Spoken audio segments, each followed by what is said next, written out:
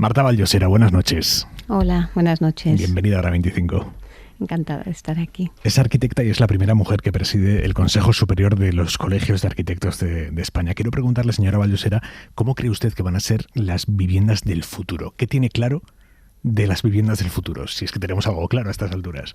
Sí, a ver, la verdad es que estamos en un momento de transformaciones muy profundas a muchos niveles, tanto desde el ámbito medioambiental, desde el ámbito social y bueno, desde el ámbito también económico. Quizás la COVID-19, cuando la pasamos, nos hizo dar cuenta de lo importante que era cómo eran los espacios que habitamos, la calidad de esos espacios, cómo estaban ventilados, cómo estaban temas de luz, temas también de accesibilidad, que hay muchas viviendas con problemas de accesibilidad, y realmente incluso en la necesidad de disponer de espacios mucho más funcionales, porque también implicó cambios en el uso que hacemos de nuestras viviendas, porque ya no solamente es un uso como vivienda habitual, sino que a veces las hemos incorporado también como lugares de trabajo. Entonces, en principio, las viviendas del futuro, la idea es que sean mucho más flexibles, mucho más adaptables a nuevos espacios. Y bueno, y ahí hablamos de vivienda nueva, pero también es verdad que tenemos un parque edificado antiguo que hay que rehabilitar y por tanto ese parque necesita también muchas mejoras, incluso a nivel de eficiencia energética, de mejores condiciones. Bueno, la energía se ha puesto a unos precios complicados y esto genera familias que tienen verdaderas dificultades para poder disponer pues, de el ambiente adecuado, pues también que esas mejoras energéticas reduzcan esos consumos y nos permitan también espacios más agradables. Porque ahora mismo el parque de vivienda en España está muy envejecido. Muy envejecido. Estamos hablando que tenemos un parque edificado de 25,7, alrededor de 25,7 millones de viviendas, de los cuales más de la mitad, más del 55%, necesita reformas. Es un parque que se construyó en un momento que no había normativas energéticas y, por tanto, hay muchas mejoras a realizar en ese parque.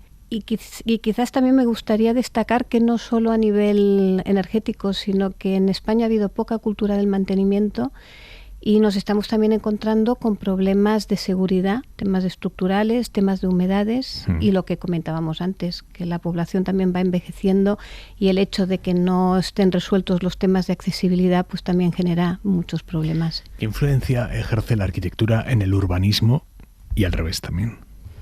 Bueno, está absolutamente ligado. Cuando hablamos, bueno, las ciudades están formadas por edificios, pero es verdad que los modelos de ciudad también influyen mucho en aspectos, bueno, sobre todo también sociales, de salud, porque el hecho de que las ciudades sean ciudades más pensadas para el peatón, más pensadas para el ciudadano, con posibilidad de pasear, con un poco reducción de lo que es el tráfico rodado, y yendo quizás a modelos como más el modelo mediterráneo, que intenta mezclar usos, tener comercio cerca y evitar desplazamientos innecesarios, pues tiene ahí un peso muy importante. Y el cómo se adaptan esos edificios, eso es en base a una planificación previa. Hay una planificación urbanística que indica dónde deben estar los edificios, dónde deben estar los centros educativos, los hospitales, bueno, para que esas ciudades funcionen de la mejor manera posible. ¿La arquitectura diría usted que tiene ideología? Entiendo que no. O sea, yo creo que la arquitectura realmente tiene una base técnica importante, igual que el urbanismo. O sea, hay conceptos donde influyen muchos aspectos diferentes y después una base humanística y, por tanto, que incide en los aspectos más culturales e identitarios, bueno, de las ciudades y de los edificios. Deberían siempre las decisiones que se toman basarse en criterios técnicos y contando pues con las personas adecuadas para poder aportar esos criterios. Se lo pregunto porque hay una pregunta que nos habremos hecho todos siempre, y es por qué los edificios de los barrios pobres son tan feos y los edificios de los barrios ricos son arte.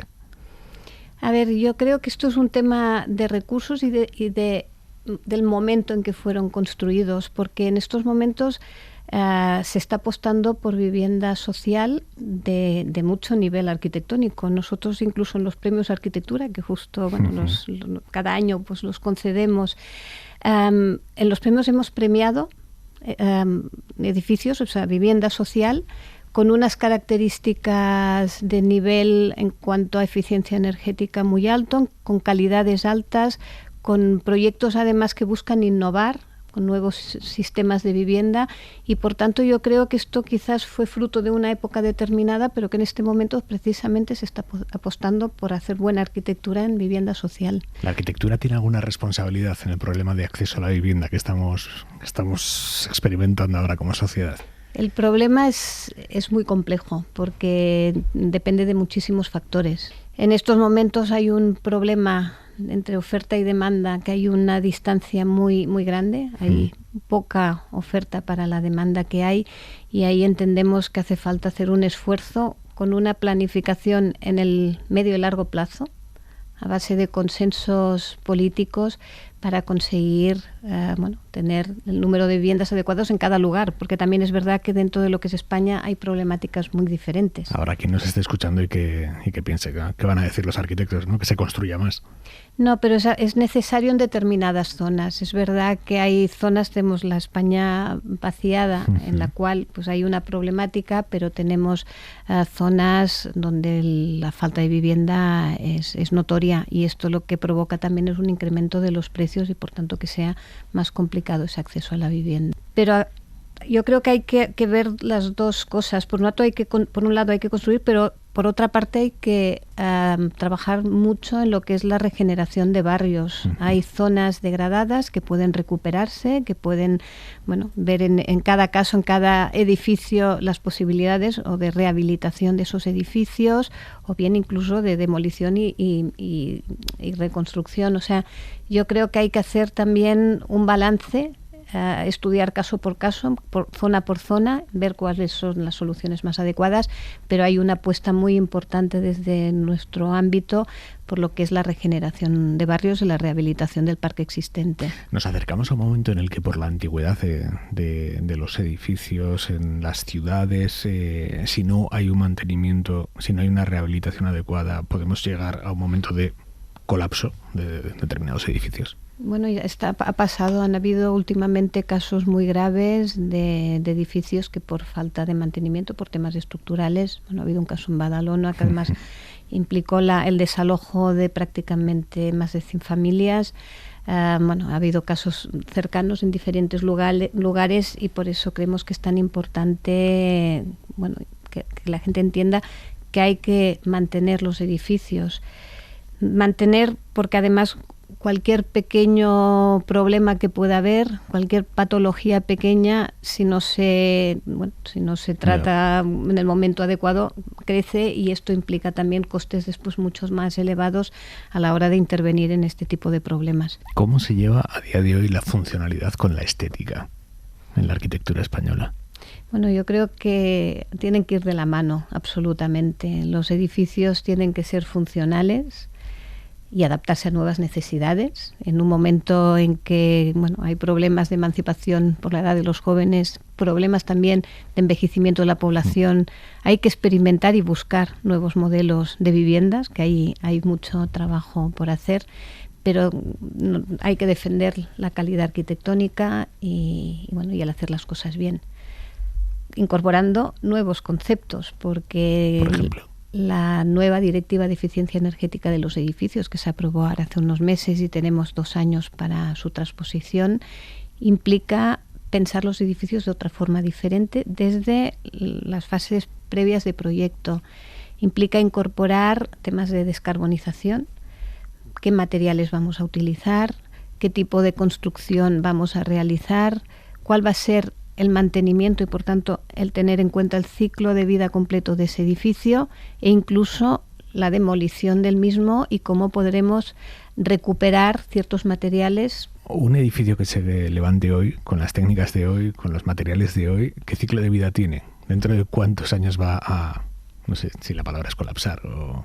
Bueno, la idea es que tenga la vida más larga posible. O sea, sí, pero claro, estamos hablando de siglos, estamos hablando de... Bueno, vivimos en edificios que tienen siglos y si se hace un buen mantenimiento, yo siempre digo que los edificios tienen vocación de permanencia y que la manera más sostenible también de mantener ese parque es conservándolo y reutilizándolo en muchas ocasiones. O sea, el tema de la reutilización adaptativa de los edificios es un tema importante porque aporta pues sostenibilidad a los mismos.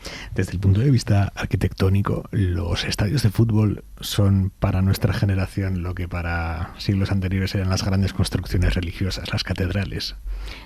Podríamos decir que sí en estos momentos, porque son grandes edificios que además son multiusos. Cada vez también se utilizan para más cosas, o sea que son los edificios realmente más grandes prácticamente. Y pensando en esa dimensión enorme de la arquitectura, a día de hoy hemos llegado al punto en el que la arquitectura se puede hacer todo lo que se quiera. Pues prácticamente. O sea, hemos atravesado ya la barrera de lo imposible. Sí, podríamos decir que sí. Prácticamente se puede hacer todo. Y es verdad que las nuevas tecnologías aportan mecanismos también de poder hacer determinadas cosas. Tenemos sobre la mesa los procesos de industrialización, de digitalización de los edificios, la inteligencia artificial, que entendemos que deben ser herramientas que nos ayuden a optimizar procesos, pero que no pueden sustituir, o sea, la parte creativa, lo que aporta el arquitecto, porque cuando construye un edificio, cuando proyecta un edificio, incorpora en ese proyecto vivencias personales, intenta adaptarlo a las necesidades de su cliente. Yo creo que esto tiene una parte humana que este tipo de tecnologías no pueden sustituir. Entonces entendemos que tienen que servirnos pues para poder mejorar esos procesos, pero manteniendo la parte más, o el alma, la parte más humana de la arquitectura. ¿Cuántas veces ha tenido que decirle a un cliente eso que usted quiere para su casa no puede ser, o no va a ser? Bueno, yo creo que... O no bajo mi firma, por lo menos. No, a ver, yo creo que el cliente tiene que quedar satisfecho porque al final tampoco se construye uno tantas casas en su vida, ¿no? O sea, entonces para él es lo más importante. Yo creo que desde la parte técnica sí que poder explicar y convencer de cuál es la mejor opción también es un trabajo que nos toca a los arquitectos. O sea, hay que intentar buscar esos equilibrios que a veces cuestan, pero nos toca también explicar el porqué de las cosas. ¿Hay algo de psicología en el trabajo del arquitecto? Mucha, yo creo que mucha. Sí, ¿eh? Sí, bueno, es que es un trabajo que te da una relación muy cercana con la otra persona. O sea, tienes que entender qué necesita y, pues, bueno, con tus conocimientos intentar satisfacerle al máximo. ¿Qué prefiere? ¿Un cliente que se empeña en algo imposible o un cliente que se empeña en algo hortera? ¿Qué es peor? Difícil de responder, pero digo, ahí hay un trabajo, creo, de explicar, intentar convencer. ¿Cómo ha cambiado su visión de la arquitectura desde que estaba en la facultad hasta hoy? ¿Qué preside a los arquitectos de España? ¿Cómo ha cambiado? Bueno, claro, es verdad que este tipo de cargos te dan una visión mucho más amplia de lo que es la arquitectura, de lo que es nuestro trabajo. Y un poco es un privilegio, o sea, es una responsabilidad muy grande, pero te permite conocer visiones muy diferentes desde diferentes ámbitos, porque es verdad que en la arquitectura, bueno, colaboramos con otros agentes, colaboramos con muchas personas y el poder escuchar esos puntos de vista diferentes enriquece muchísimo. Y también que las cosas han cambiado mucho desde cuando yo terminé, que ya hace bastantes años. Tampoco tanto. Hace unos cuantos ya, al momento actual, porque tenemos retos que afrontar muy diferentes. ¿Cuál diría que es el principal? Yo creo que el cambio climático que es quizás el reto colectivo más importante que tenemos en este momento, porque bueno, es urgente el que tomemos medidas para paliar sus efectos. Y además influyen muchísimos aspectos. Pero bueno, hay otros retos. ¿Cree que llegaremos a ser neutros en cuanto al cambio climático a la hora de construir nuestras casas? Neutros, que no generemos ningún efecto nocivo. A ver, Europa va en esa dirección y nos está marcando objetivos muy ambiciosos, porque implica que los nuevos edificios en el 2030 tienen que ser cero emisiones y el parque existente debería serlo en el 2050. Pasa que hay que dar muchos pasos para conseguir esos objetivos. Estamos hablando de que deberían estarse rehabilitando del orden de 300.000 viviendas año para llegar a los objetivos que nos marca Europa, y en estos momentos nuestros datos para gran rehabilitación están en 37.000, o sea, deberíamos estar casi multiplicando por 10 la rehabilitación. Y entendemos que la rehabilitación debe abordarse de forma integral, intentando reducir lo que son los consumos, tratando sobre todo lo que son los aspectos pasivos que nosotros llamamos, que es interviniendo en lo que son envolventes, en lo que son fachadas, aislando mejor el edificio para que tenga menos necesidad de utilizar pues las instalaciones, que es lo que incrementa el coste de consumo. Dígame una cosa, ¿usted es de las arquitectas que cree que el propio arquitecto se tiene que diseñar su casa o que nunca debería vivir en una casa diseñada por sí mismo? A mí me gustaría vivir en una casa diseñada por mí. Yo creo que es como un reto, porque al final el cliente te va indicando programa, te va indicando necesidades. En tu caso las tienes que marcar tú. Quizás es más complicado, pero bonito, seguro. O sea que la presidenta de los arquitectos de España no vive en una casa diseñada por ella. No, vivo en una casa muy antigua, muy antigua.